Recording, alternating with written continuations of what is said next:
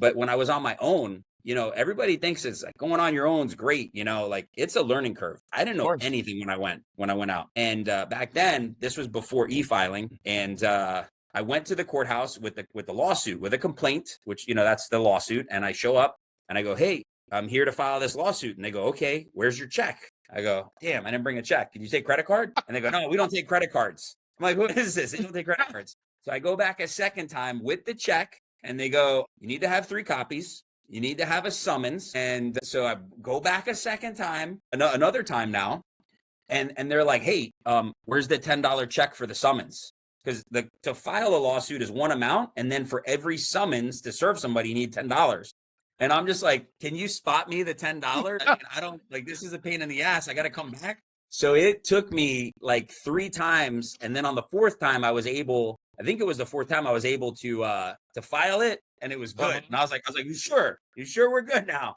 So it was, and all this over like $500 in unpaid benefits. It was a pain in the ass, but I did that. And within a couple years, I had filed so many, I want to say like 3 years.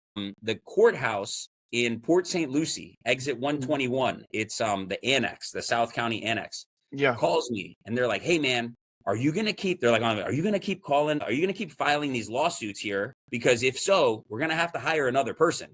Because I was banging all my lawsuits in Port St. Lucie, Wow. Broward, Palm Beach, Miami. They were backed up like 6 months to have a pretrial hearing. Yeah. So normally in a PIP suit, you file a lawsuit and the first thing that happens is a pretrial hearing date. And it's supposed to take place, I think, within 60 days, but the courts were backed up. So it was like 6 months. I do it in Port St. Lucie. I get a pretrial hearing date in 30 days. And it was on hundreds of lawsuits that I was filing back then.